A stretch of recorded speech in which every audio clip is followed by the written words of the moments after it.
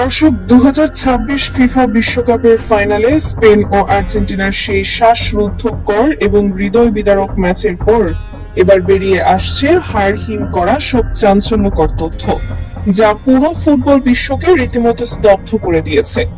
গ্যালারির অন্ধকার কোণ থেকে কি সত্যি লিওনেল মেসির দিকে স্নাইপার তাক করা হয়েছিল?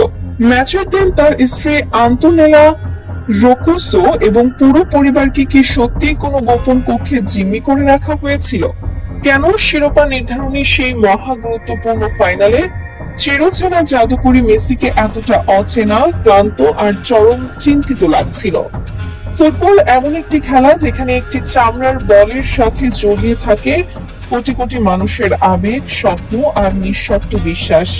রবিবার রাতে যুক্তরাষ্ট্রের নিউ জার্সির মেটলাইফ স্টেডিয়ামের কানায় কানায় পূর্ণ গ্যালারি এবং স্টেডিয়ামের বাইরের লাখো সমর্থকের মুখে তখন ভাসছিল কেবল একটি মাত্র নাম, লিওনেল মেসি।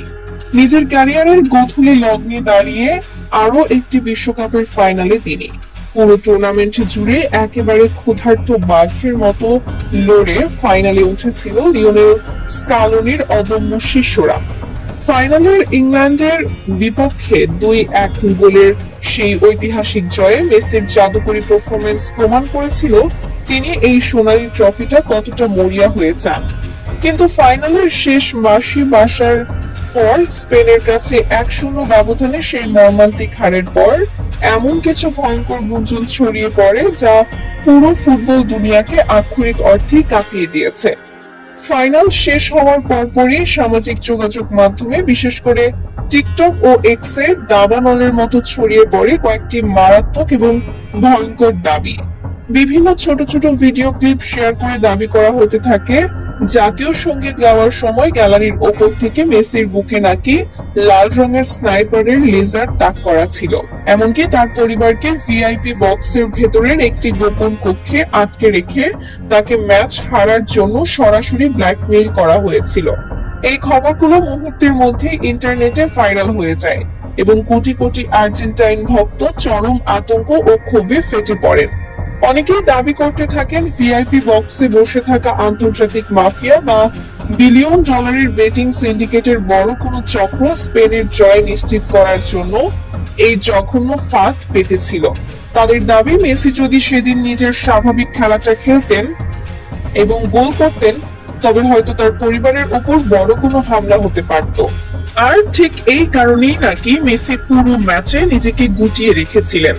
কিন্তু একজন দায়িত্বশীল দর্শক এবং ফুটবল প্রেমী হিসেবে আমাদের নিছক আবেগের চেয়ে কঠিন সত্যের উপর বেশি জোর দেওয়া উচিত।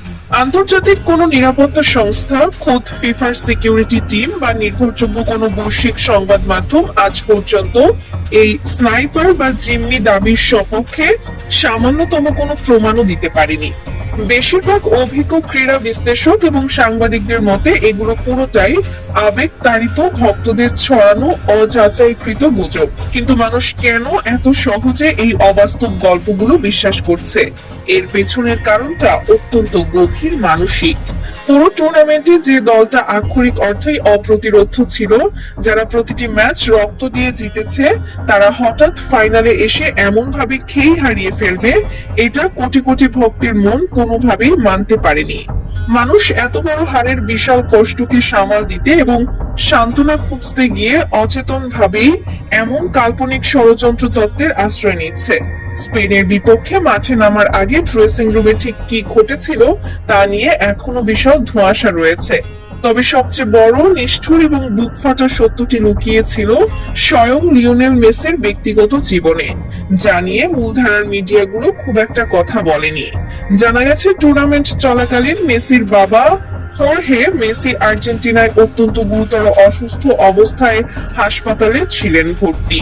একজন সন্তানের জন্য অসুস্থ এবং জীবন মৃত্যুর সন্ধিক্ষণে থাকা বাবাকে হাজার হাজার মাইল দূরে রেখে পুরো একটি দেশের কোটি মানুষের স্বপ্নের ভার কাঁধে নিয়ে মাঠে নামা কতটা ভয়ঙ্কর মানসিক যন্ত্রণার তা কেবল ভুক্তভোগী জানেন। একটি জাতির প্রত্যাশার আকাশচুম্বী পাহাড় আর পরিবারের প্রতি গভীর উদ্বেগ, এই দুই চরম মেরুর মানসিক চাপে ফাইনালে মেসি হয়তো ভেতর ভেতর অনেকটাই ভেঙে পড়েছিলেন। শারীরিক ক্লান্তির চেয়েও মানসিক এই বিশাল চাপ তার খেলায় চরম নেতিবাচক প্রভাব ফেলেছিল।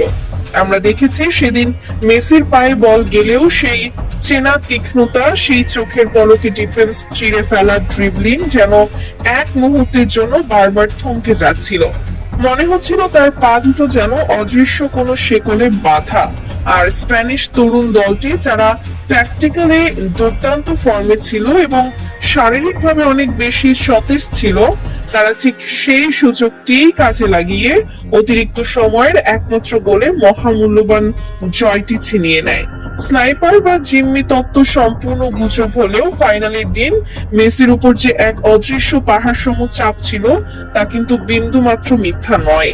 তবে ফাইনালে হেরে যাওয়ার পরও মেসি বিশ্ববাসীকে আবারও প্রমাণ করে দিয়েছেন কেন তিনি শুধু একজন খেলোয়াড় নন, বরং সর্বকালের সেরা একজন মানবিক মানুষ।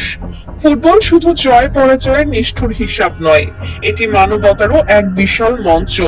কেপ ভার্দের গোলরক্ষক ভোসিনহা, যিনি প্রি কোয়ার্টার ফাইনালে আর্জেন্টিনার বিপক্ষে গোল পোস্টের নিচে প্রাচীর হয়ে দুর্দান্ত লড়াই করেছিলেন, তার পরিবারের চরম আর্থিক সংকট থাকা সত্ত্বেও মেসি নিজ উদ্যোগে তাদের জন্য ফাইনালের ভিআইপি টিকেটের ব্যবস্থা করে দিয়েছিলেন।